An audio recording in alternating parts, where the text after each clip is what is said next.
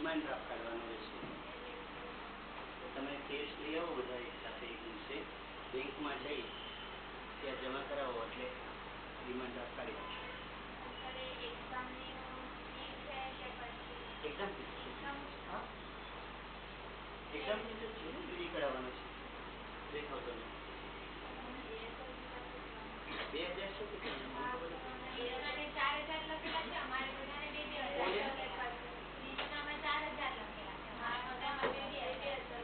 Batch number 88 માં exam fees 2000 છે અને 89 ની એક્ઝામ ફીસ 3000 છે.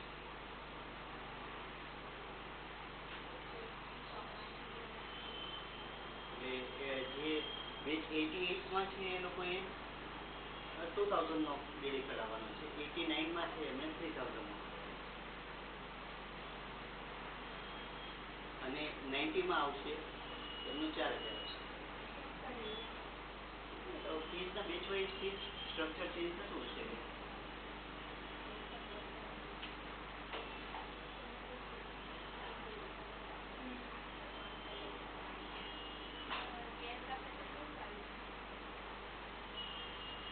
ડિમાન્ડ ડ્રાફ્ટ ચેક ચાલશે. ચેક નહીં હોય તો ડીડી કરાવવાનું.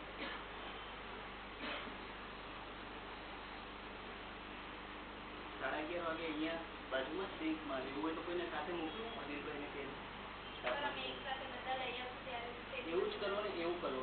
એટલા માટે બધાને એક સાથે, અથવા તો હું ડીડીના ફોર્મ, ડિમાન્ડ ડ્રાફ્ટના ફોર્મ મંગાવી લઉં બેંકમાંથી. તમે અહીંયાથી ફિલઅપ કરીને એક કોઈ જઈને કરાવી આવે તો બધાએ જવું હોય એવું કરીએ. બોલો ક્યાં હતા આપણે?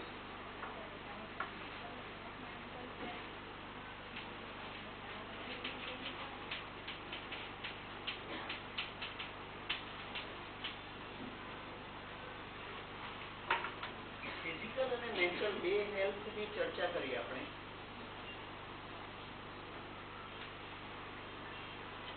આઈ થિંક સરળ પણ છે સમજવામાં. પણ સોશિયલ હેલ્થ એટલે શું?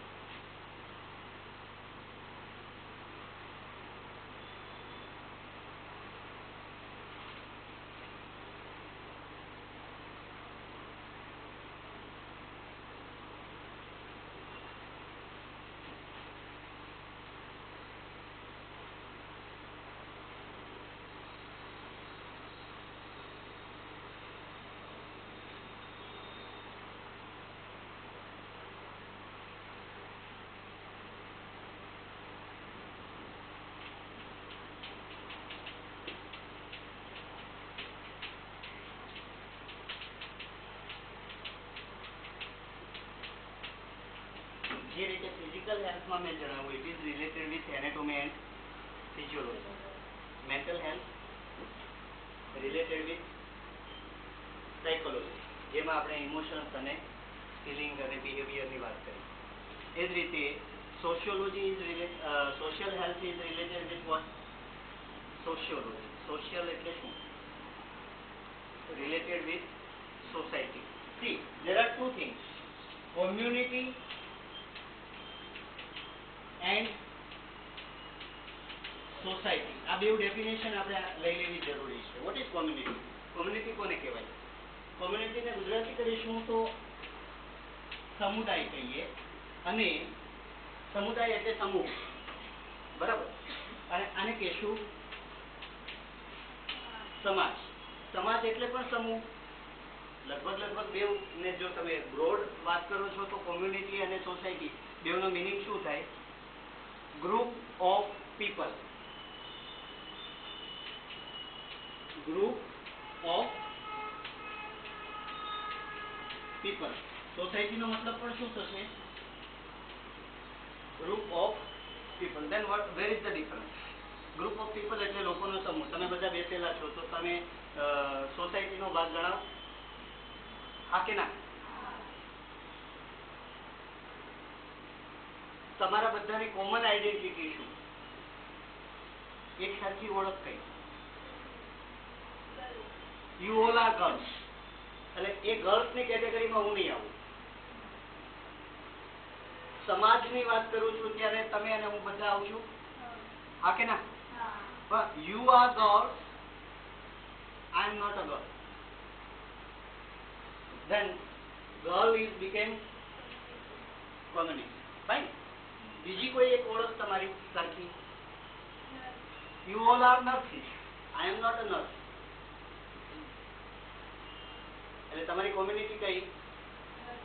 નર્સ. સમાજમાં તમે ને હું સરખા આવીએ છીએ, પણ નર્સમાં હું આવતો નથી. I am a doctor. You are a nurse.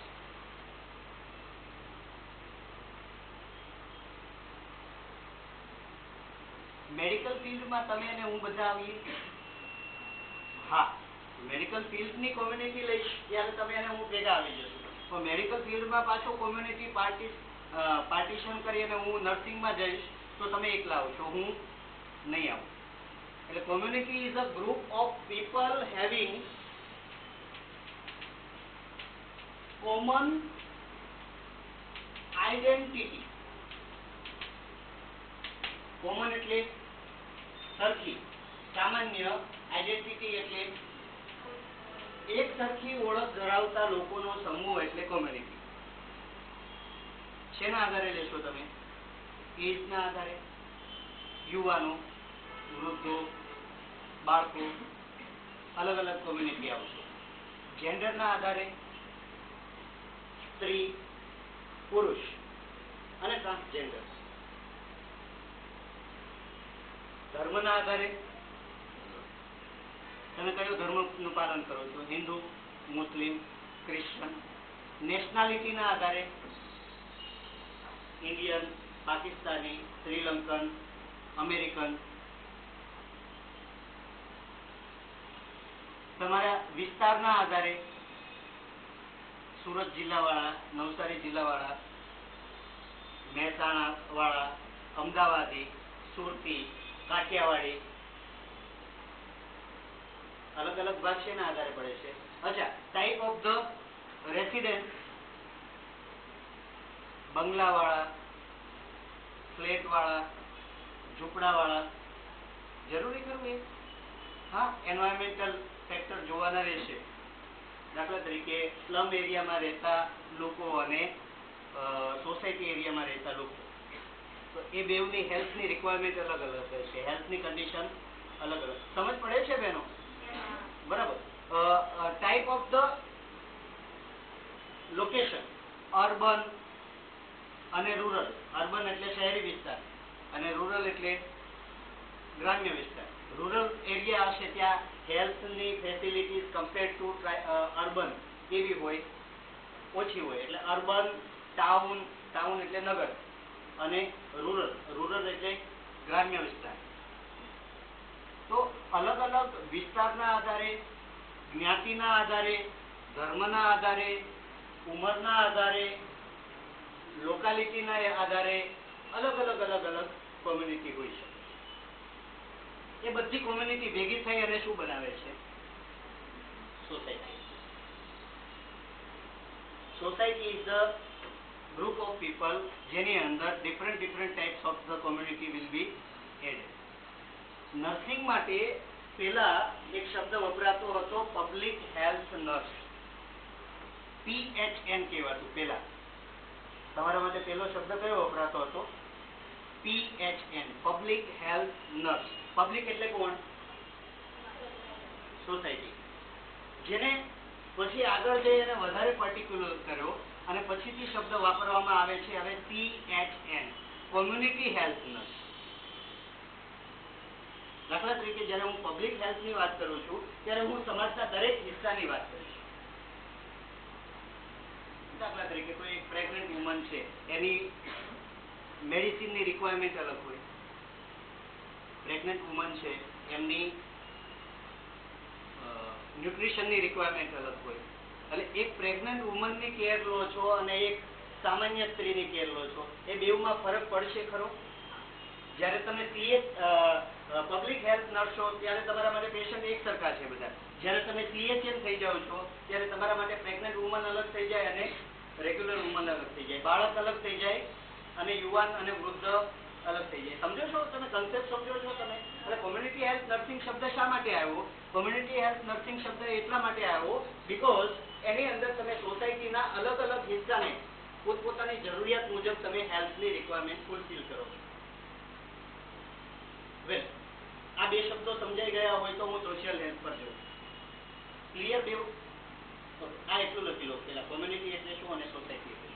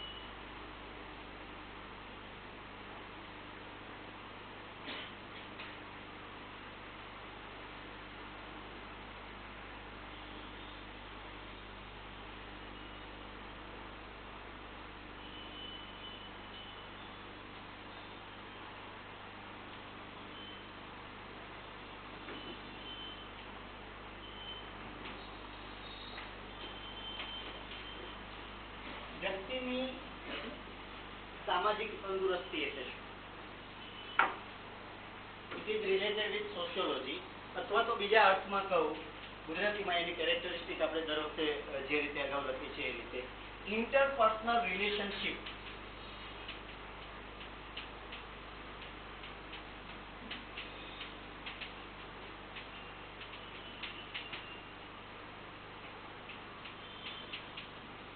Healthy હોય અથવા તો સાઉન્ડ હોય, સાદી ભાષામાં કહીએ તો નોર્મલ હોય, આવી વ્યક્તિ સોશિયલી હેલ્ધી કહેવાય, સોશિયલી એક્સેપ્ટેડ કહેવાય.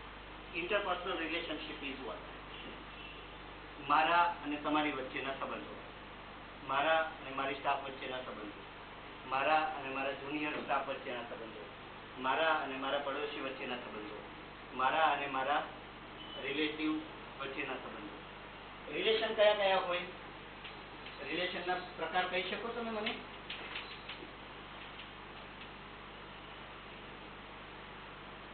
સંબંધો કયા પ્રકારના હોય? બ્લડ રિલેશનશિપ, ધેન લોહીના સંબંધો,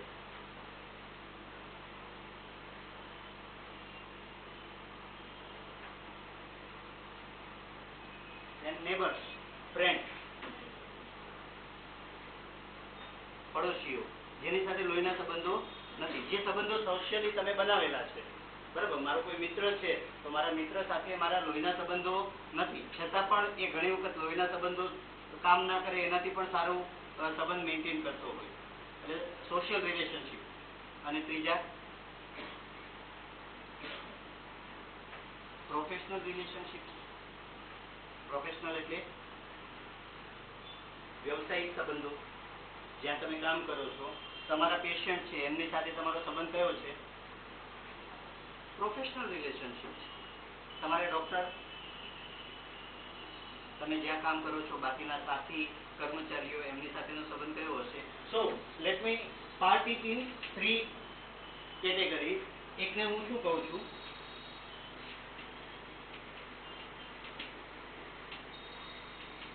બ્લડ રિલેશનશિપ. એકને હું કહું છું રિલેટિવ્સ, ફ્રેન્ડ અને નેબર, પડોશીઓ. અને એકને શું કહું છું? પ્રોફેશનલ કયા સારા? આમાંથી વિશ્વાસ મુકાય એવા કયા?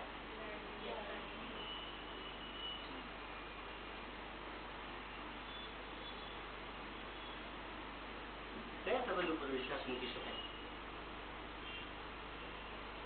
જો તમે વિશ્વાસ મૂકવા પાત્ર વ્યક્તિ હો તો બધા જ, અને તમે નહીં હો તો કોઈ પણ. સગા બાપા પણ બાપા ના રહે જો તમારામાં સંબંધો મેનેજ કરવાની ત્રેવડ ના હોય. Right or wrong? દરેક સંબંધની વ્યાખ્યા આપો. ચાલો મને કોઈ આપી શકે તો. What is relation? મેં અગાઉ પણ કહ્યું હતું એક વખત. Relation is just to give and to take. આપવું અને મેળવવું, એને સંબંધ કહેવાય. બેસ્ટ સંબંધની વાત થઈ હતી આપણે કદાચ ક્લાસમાં. સૌથી બેસ્ટ રિલેશન કયું? હસબન્ડ વાઈફનો કે ફ્રેન્ડ?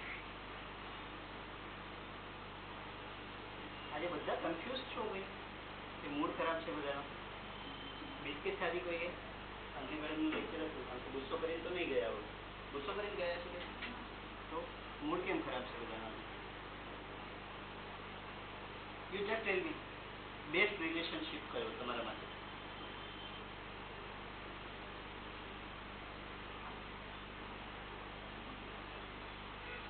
જી, husband wife. Okay. Friend? Friend. Family? Family તો બ્રોડ થિંગ. ફેમિલી જ છે, આ બધાને ફેમિલી ગણીશું.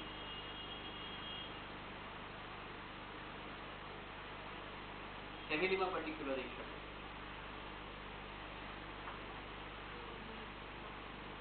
એટલે મમ્મી પપ્પાનો એકબીજા સાથેનો સંબંધ તો હસબન્ડ વાઈફ કહેવાય, કે તમારો અને મમ્મી પપ્પાનો. પેરેન્ટ અને ચાઇલ્ડ, બાળક અને એના પેરેન્ટ, એમાં પણ પાછા ભાગ પાડીએ છીએ. બેસ્ટ કોણ, મમ્મી કે પપ્પા? મમ્મી. પપ્પા નહીં? હા, એટલે કોઈ એક જ તો પહેલો નંબર કોનો આવે? માં. Friend. Friend. Parent and child. Okay. Mummy.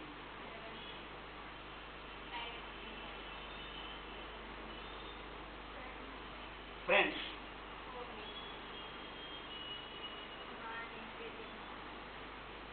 બાપ દીકરી નહીં, માં દીકરી.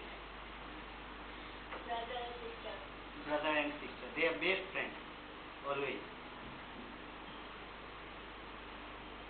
દરેકના પ્રોસ કોન્સ એમાં નથી જતા આપણે, પણ સંબંધને આપણે ત્રણ ભાગમાં. અચ્છા, હમણાં એક ચર્ચા થઈ ફેમિલી.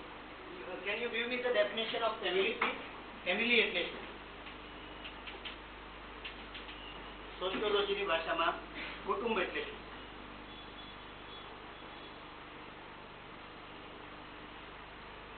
વ્યાખ્યા.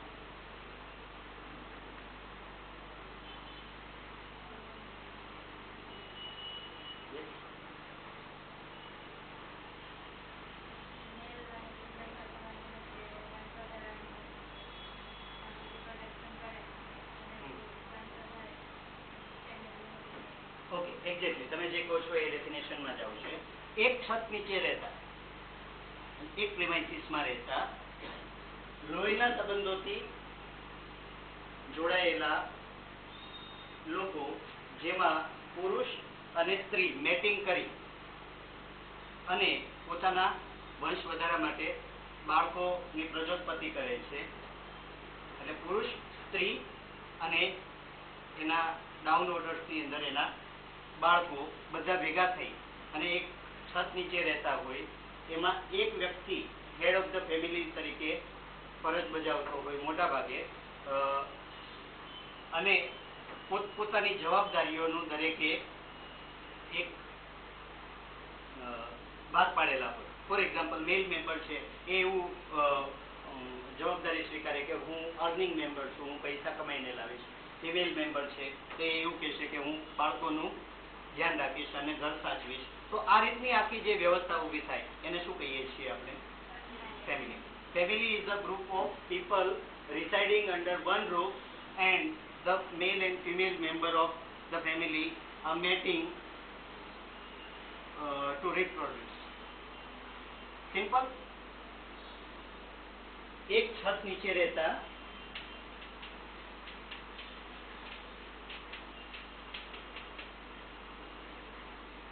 લોહીના સંબંધોથી જોડાયેલા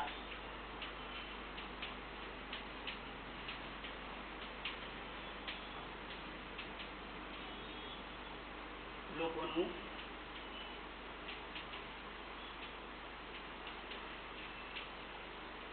ગ્રુપ, સમૂહ એટલે ફેમિલી. કેટલા પ્રકારના ફેમિલી હોય? તમે કેટલા મુખ્ય બે પ્રકારના ફેમિલીથી તમે પરિચિત છો, સાંભળેલું છે? આ બધું કઈ નહીં, હું અગાઉ તમે જે ભણ્યા છો એ જ વાત કરું છું, હું નવી વાત નથી કરતો. બે પ્રકારના ફેમિલી હોય. કયા કયા? Joint family, nuclear family. Joint family અને ન્યુક્લિયર ફેમિલી. ન્યુક્લિયર ફેમિલી એટલે સ્ત્રી પુરુષ અને એના બાળકો સાથે રહેતા હોય તો એને ન્યુક્લિયર ફેમિલી કહેવાય. અને જ્યાં સ્ત્રી પુરુષના પેરેન્ટ એટલે દાદા દાદી, પછી એના બાળકો એટલે કાકા, ભાઈ, ફોઈ, આ બધા ભેગા થઈને રહેતા હોય ને એના બાળકો સાથે રહેતા હોય એને શું કહેવાય? Joint family. Will you please explain કયું ફેમિલી સારું? અરે વાહ, બધા જોઈન્ટ ફેમિલીની વાત કરે, પણ એવું નથી કોઈ એ જોઈન્ટ ફેમિલીમાં. જોઈન્ટ ફેમિલીનો ફાયદો, સૌથી મોટો ફાયદો શું?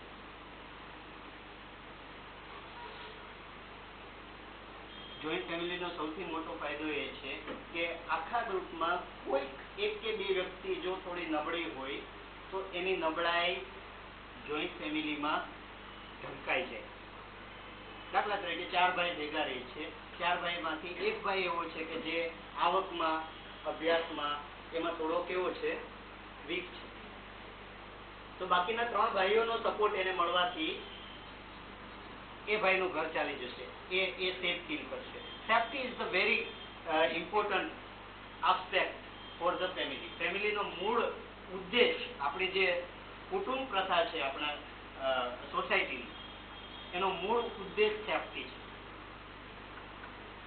તમે એકલા હશો ત્યારે નબળા પડશો, જ્યારે તમે ગ્રુપમાં હશો તો સેફ ફીલ કરશો.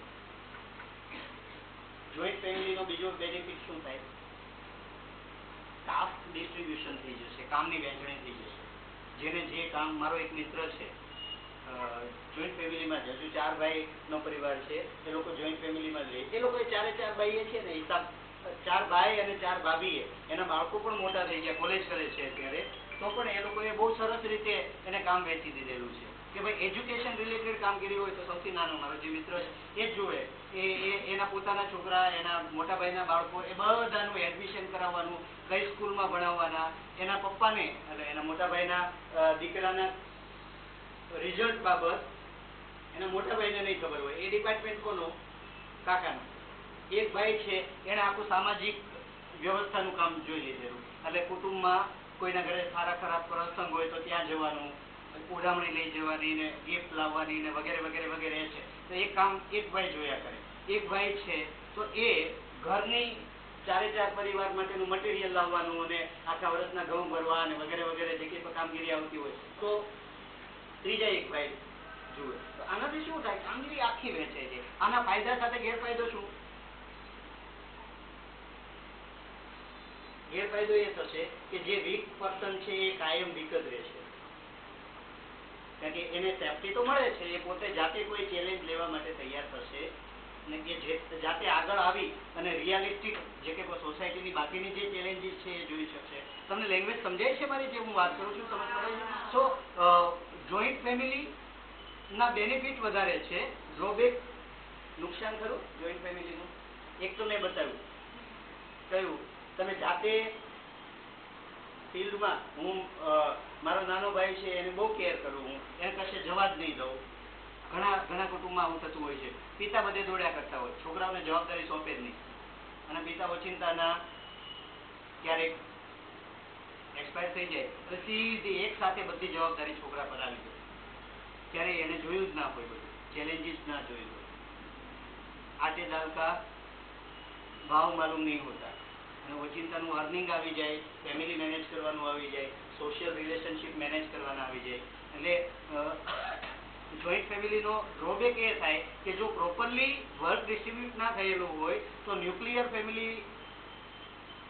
ફેમિલીમાં તો તમારી પાસે ઓપ્શન જ નથી બીજો, તમારે જ કરવું પડે બધું. એટલે જુદી જુદી ચેલેન્જીસ તમે એટેન્ડ કરતા થઈ જતા હોય છો. ન્યુક્લિયર ફેમિલીના બીજા કોઈ ફાયદા ખરા? ફ્રીડમ. અત્યારે ન્યુક્લિયર ફેમિલી તરફ બધા એટલા માટે જાય છે કે ઘરમાં સાસુ સસરા અને જેઠ ને બધા હોય તો માથે ઓઢવું પડે. જ્યાં ન્યુક્લિયર ફેમિલીમાં 9 વાગે સવારે જાગો તો કોઈ પૂછવા વાળું હોય. આને બેનિફિટ તરીકે જોઈને લોકો રહે છે ન્યુક્લિયર ફેમિલીમાં. અથવા મારા હસબન્ડ એટલું કમાય છે અને મારી જેઠાણીના હસબન્ડ ઓછું કમાય છે તો અમે અમારા પૈસા શા માટે થઈને જેઠ વાપરી જાય. આ જે ઈર્ષા અને આવા બધા ભાવ હોય એના કારણે ન્યુક્લિયર ફેમિલી તરફ ઝુકાવ વધતો હોય છે. ઘણી વખત રિક્વાયરમેન્ટ પણ હોય છે. ન્યુક્લિયર ફેમિલીની રિક્વાયરમેન્ટ ઊભી થાય. દાખલા તરીકે વ્યક્તિ કોઈ ફોર એક્ઝામ્પલ ભાવનગર અથવા તો જુનાગઢ અથવા તો અમદાવાદ બાજુના કોઈ ગામમાં રહે છે અને જોબ માટે થઈ અને સિટીમાં જવાનું થાય તો આખા ફેમિલીને લઈને ના જાય. એ હસબન્ડ વાઈફ અને એના બાળકો જતા હોય છે. તો ત્યારે જરૂરિયાત છે ન્યુક્લિયર ફેમિલીની, એની ના નથી. પણ શક્ય હોય ત્યારે દરેક બહેનો જેના મેરેજ થઈ રહ્યા છે, બાકી જે કંઈ પણ મેરેજ કરવાની છે બહેનો, પ્લીઝ તમારા ફેમિલીને જોડી રાખવા માટે પ્રયત્નશીલ રહેજો, તોડવા માટે નહીં. 9 વાગે જાગવા મળે એટલા માટે થઈ અને પેરેન્ટથી છૂટા પડી જવું. એક બહુ મજાનું મેં વાક્ય વાંચેલું, તમને લાગુ નથી પડતું પણ બહુ સરસ મજાનું લોજિક હતું કે લોકો એવું કહે છે કે વૃદ્ધાશ્રમ માટે હંમેશા છોકરાઓ, મા બાપને વૃદ્ધાશ્રમમાં મોકલી આપવા માટે છોકરાઓ જવાબદાર હોય છે.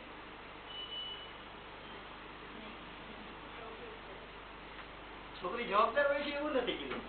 મોટા ભાગે છોકરાઓ જો સારા નહીં પાક્યા, જે મા બાપના છોકરાઓ નપાવટ છે એ મા બાપે બિચારાએ વૃદ્ધાશ્રમમાં જવું પડે. પછી એક ક્વેશ્ચન માર્ક મૂક્યો હતો કે અત્યાર સુધીમાં એવા કેટલા વૃદ્ધો વૃદ્ધાશ્રમમાં ગયા જેણે પોતાના છોકરાને પરણાવ્યો ના હોય. છોકરો પરણે પછી જાય ને મા બાપ વૃદ્ધાશ્રમમાં. અને somehow the person, female is also responsible વૃદ્ધાશ્રમમાં મોકલી આપવા માટે. પાર્ટ આઉટ નથી કરતો હું, તો હું તમને દરેક બહેનોને એક એડવાઇસ આપવા માંગુ છું કે શક્ય હોય ત્યાં સુધી સહન કરજો. નાની નાની બાબતોથી છૂટા પડી જવું એ તમને લાંબા ગાળે મોટા નુકસાનમાં ઉતારશે. અને તમે પર્ટિક્યુલરલી જ્યારે પ્રોફેશનલ પર્સન તરીકે જોબ કરવાના છો ત્યારે તમારા બાળકો માટે તમારે દાદા દાદીની જરૂર પડશે. અને this is been said always કે મા બાપ જે સંસ્કાર આપે એનાથી સારા સંસ્કાર હંમેશા દાદા દાદી આપતા હોય છે.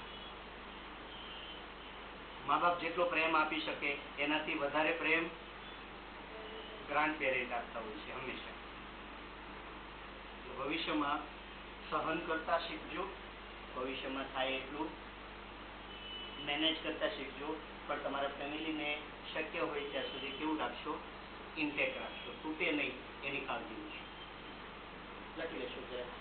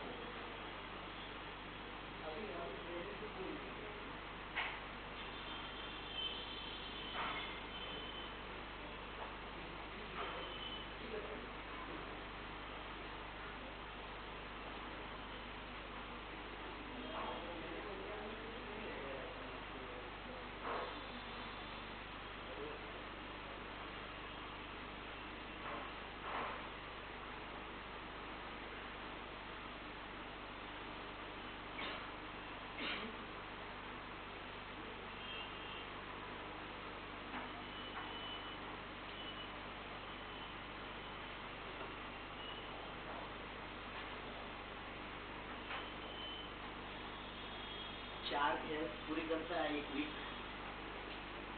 पर जतो रुपये हजू स्पिरिचुअल हेल्थ बाकी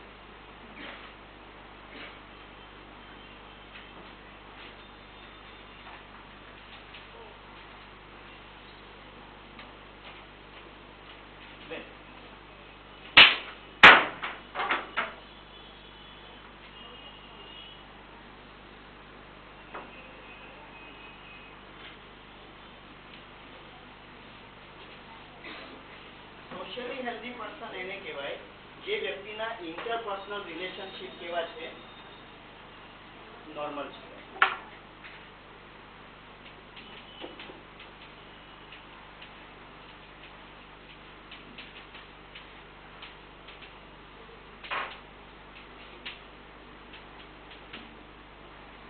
જ્યારે હું ઇન્ટરપર્સનલ રિલેશનશિપની વાત કરું છું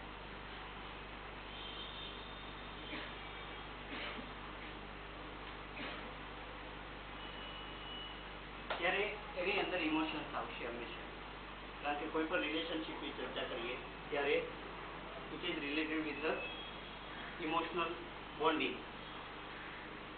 એટલે નેચરલી સોશિયલ હેલ્થ છે કોની સાથે જોડાયેલું છે ઇમોશનલ હેલ્થ એટલે મેન્ટલ હેલ્થ સાથે જોડાયેલું છે જ્યારે પણ હું સોશિયલ હેલ્થની વાત કરું છું ત્યારે it is related with the acceptance એટલે સ્વીકૃતિ સોશિયલી હેલ્ધી પર્સન કેવો હોય સામાજિક રીતિ રિવાજો કસ્ટમ ટ્રેડિશન માન્યતાઓ અને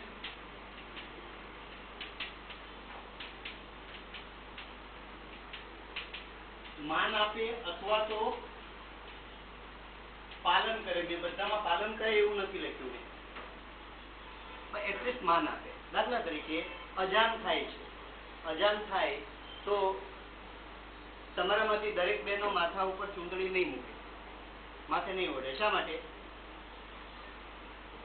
તમે મુસ્લિમ ધર્મનું પાલન નથી કરતા એટલે તમને લાગુ પડતું નથી પણ મુસ્લિમ દીકરી હશે તો શું કરશે અજાન થશે એટલે તરત માથે ઓઢશે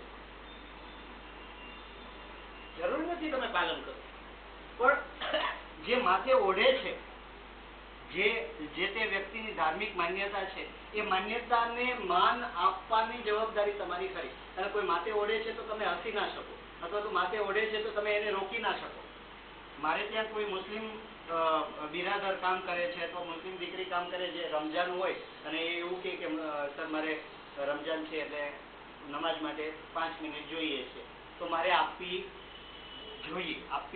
પડે રાધર તો સામાજિક રીતે તંદુરસ્ત વ્યક્તિ એવી વ્યક્તિ છે કે જે સામાજિક રીતિ રિવાજો છે અહીંયા અંધશ્રદ્ધાની વાત નથી કરતો શ્રદ્ધા ઓકે સામાજિક રીતિ રિવાજો છે સામાજિક સાંપ્રદાયિક બાબતો છે આ દરેક બાબતોને જે રિસ્પેક્ટ આપે આવી વ્યક્તિ સામાજિક રીતે તંદુરસ્ત કહેવાય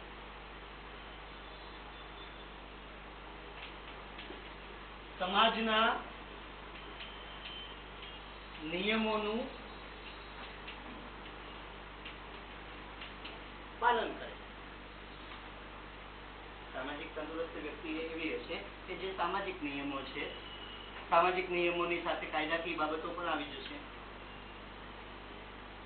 દાખલા તરીકે બાઇક ચલાવો છો તો તમારે હેલ્મેટ પહેરવી જોઈએ એ સામાજિક બાબત પણ છે અને કાયદાકીય બાબત પણ છે અને એનું પાલન કરવું એ તમે સમાજમાં રહો છો તો તમારી ફરજમાં આવે તમે ફરજ પાલનમાંથી તમે મુક્ત થઈ શકતા નથી બધાને સમજ પડે છે સામાજિક તંદુરસ્ત વ્યક્તિ કોને કહેવાય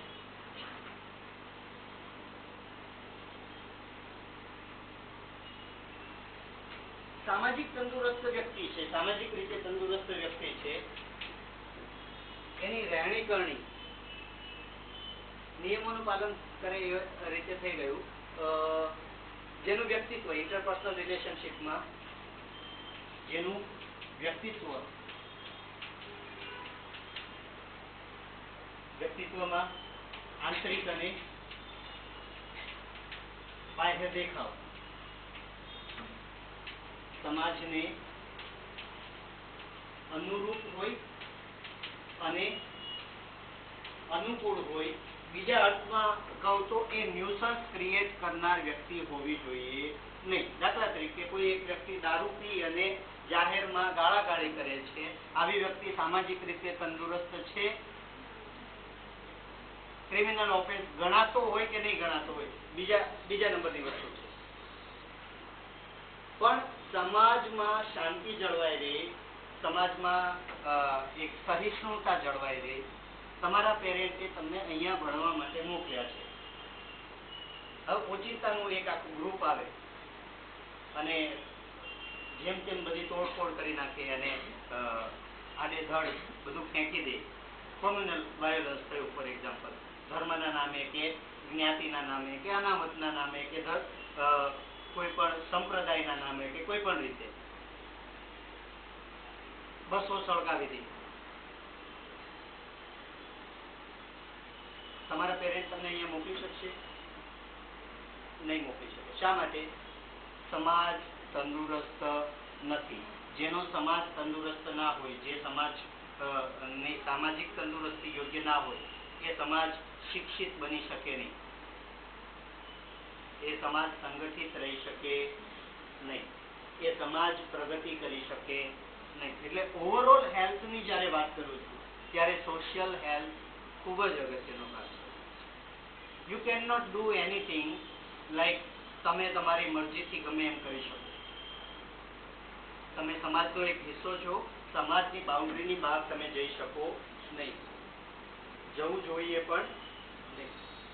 અહીંયા ફરી વખત રિપીટ કરું, હું અંધશ્રદ્ધા સંબંધિત એક્ટિવિટીને પ્રમોટ કરવી એવી વાત નથી કરતો. બધા પતંગ ચગાવતા હોય ઉત્તરાયણમાં, એટલે મારે ચગાવવાની નથી ગમતું, હું નહીં ચગાવું બીજા નંબરની વાત છે. તો બીજા ચગાવે છે હું ના નહીં કહી શકું. સામાજિક બાબત છે. દિવાળી છે, દિવાળી બધા સેલિબ્રેટ કરતા હોય, હું મારી રીતે સેલિબ્રેટ કરું, બીજી કોઈ વ્યક્તિ એની રીતે સેલિબ્રેટ. દરેકને પોતાને ફ્રીડમ મળેલી છે. કોઈ પણ દેશ હોય અમુક મૂળભૂત અધિકારો મળેલા છે. એ મૂળભૂત અધિકારોનું પાલન કરવા માટે દરેક વ્યક્તિને સ્વતંત્રતા છે. મૂળભૂત અધિકારોનું પાલન તો નહીં કહીએ, તો મૂળભૂત અધિકારોનો લાભ લેવાનો દરેકને હક હોય છે. Social health is clear. લખી લેશો.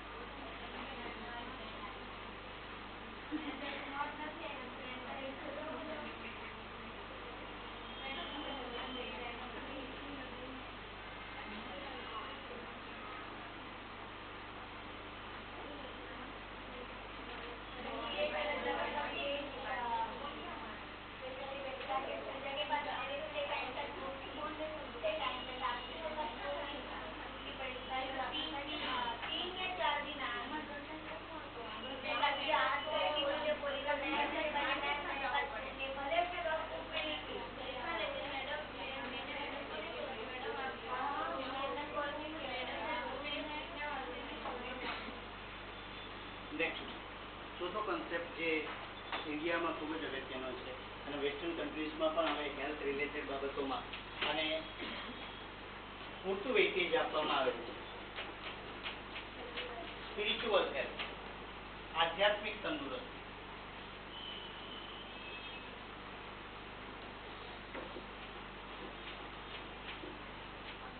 આધ્યાત્મિક તંદુરસ્તી એટલે શું?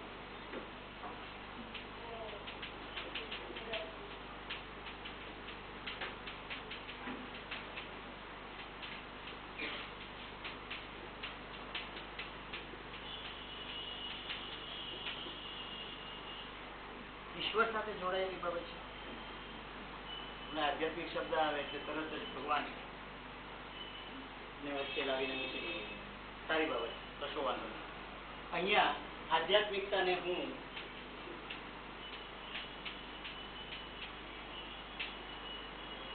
મોરાલ અને વેલ્યુઝની સાથે જોડું.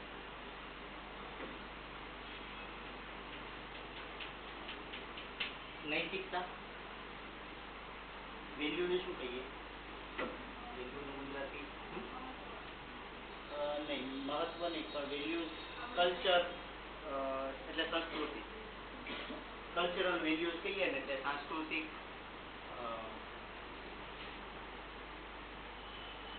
નીતિ નિયમો. વેલ્યુનો મતલબ એવો થાય તમે તમે તમે કેટલું મહત્વ આપો છો કોઈ એક બાબતને, એને વેલ્યુઝ કહીએ આપણે. નૈતિકતા અને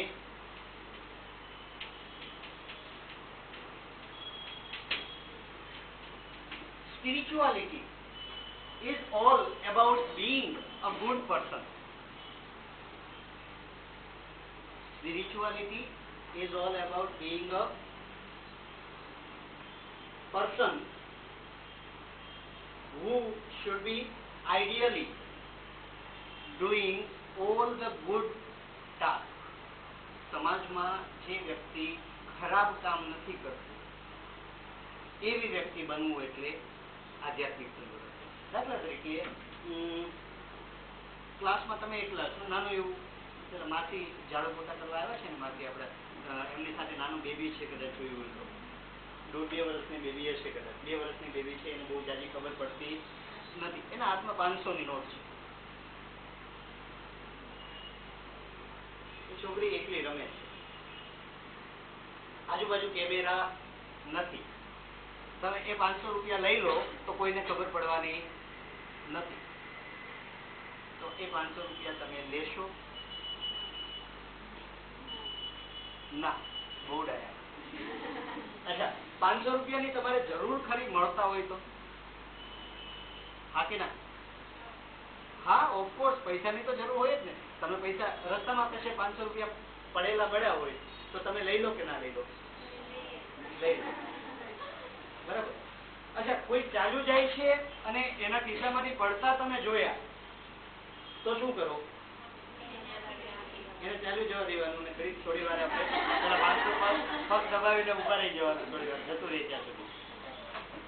અને પછી કોઈ ના હોય ત્યારે પછી હળવેથી એવું નથી કરતા. પડી જતા હશે તો શું કરશો? બૂમ પાડશો ને, કાકા તમારા પૈસા પડી જાય. કેમ? તમને મળી જાય 500 તો શું ખોટું? પાપ લાગે? પાપ લાગે તો નર્કમાં જઈએ. નર્કમાં જઈએ તો પછી ત્યાં કેટલા દુઃખ પડે આપણને.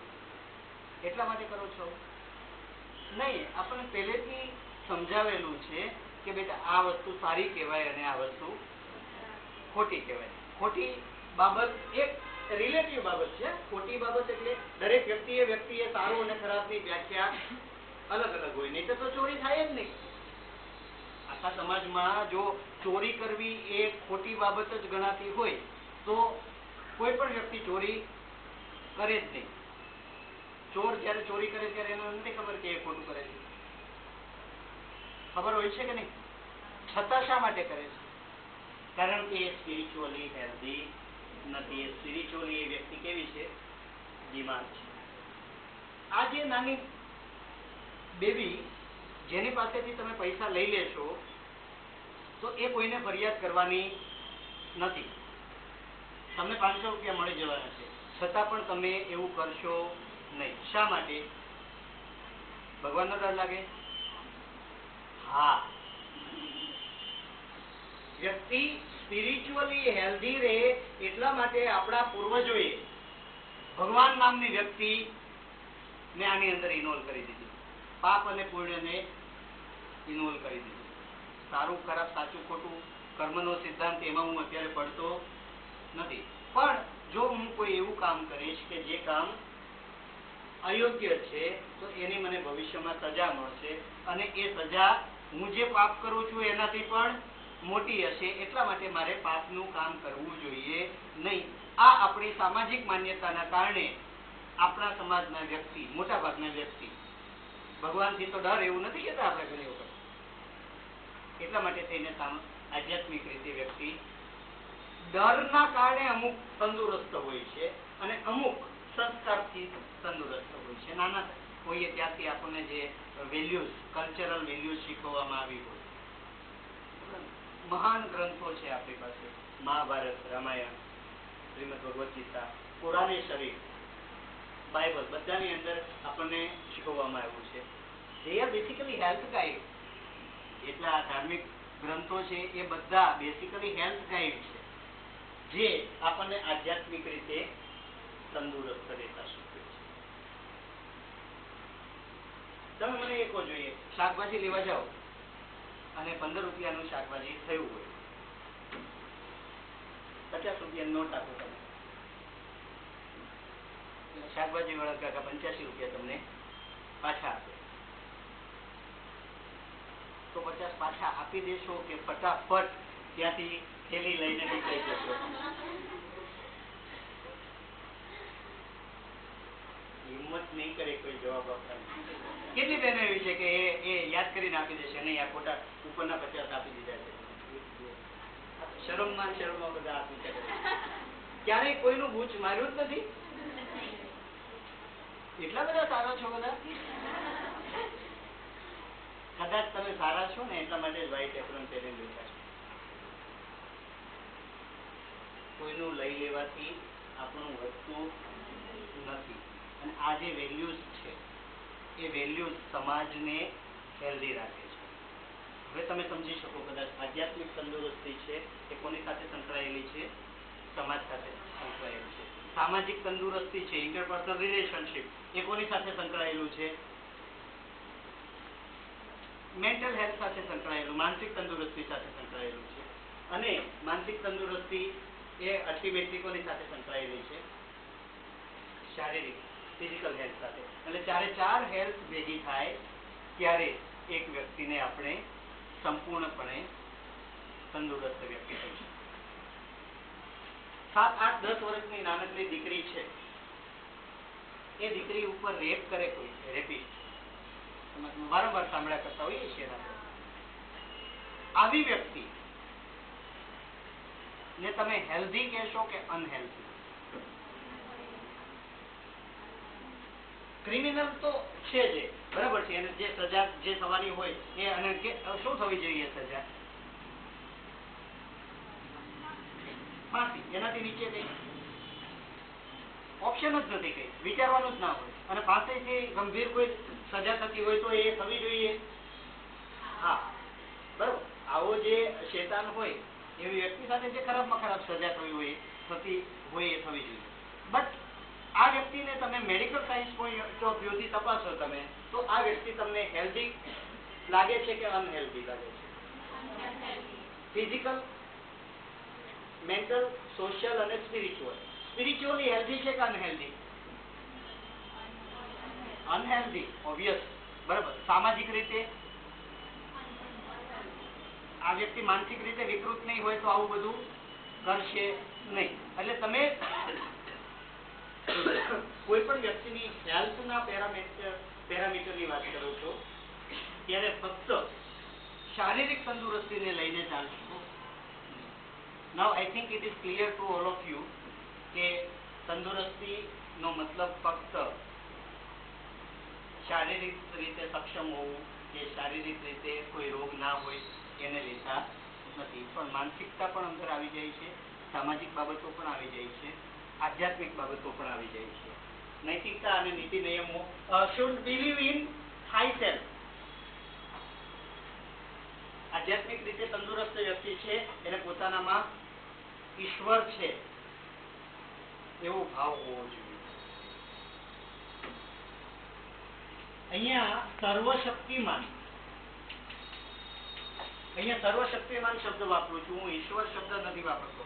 ઈશ્વરના પાછા ભાગ પાડીને કોઈ ચામુંડા માતાજી કરશે, અને કોઈ શંકર ભગવાન કરશે, અને કોઈ જીસસ કરશે, અને કોઈ અલ્લાહ તાલા કરશે. That is different. સર્વશક્તિમાન એટલે અલમાઇટી કહીએ ને આપણે, અથવા તો સુપ્રીમ પાવર.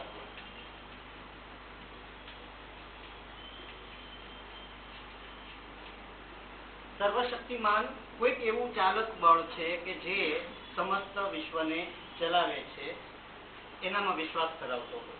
ધાર્મિક હોવું જોઈએ કે નહીં હોવું જોઈએ બીજા નંબરની વસ્તુ છે, એમાં જતો નથી. પણ દરેક વ્યક્તિ એટલું તો સ્વીકારશે કે કોઈક એવું ચાલક બળ છે કે જે આપણને બધાને શું કરે છે, સંગઠિત કરીને ચાલે. હવા નહીં મળે તો શું થાય? પ્રકાશ નહીં મળે તો શું થશે? નદીઓ વહેતી બંધ થઈ જાય, પાણી નહીં મળે તો શું થશે? જમીનમાં થી ક્રોપ ફાલ નહીં ઉગે, અનાજ નહીં મળે તો શું થશે? ફળ નહીં મળે તો શું થશે? તો કોઈક એક એવું ચાલક બળ છે કે જે ચાલક બળથી આપણને બધું જ અવેલેબલ મળે છે. એનામાં વિશ્વાસ રાખતી વ્યક્તિ હોય, ઈશ્વરમાં શ્રદ્ધા રાખતી વ્યક્તિ હોય. ઈશ્વર એટલે ફરી વખત સુપ્રીમ પાવરની વાત કરી. આવી વ્યક્તિ આધ્યાત્મિક રીતે તંદુરસ્ત. આજ પૂરતું એટલું રાખીએ ભાઈ. Thank you very much.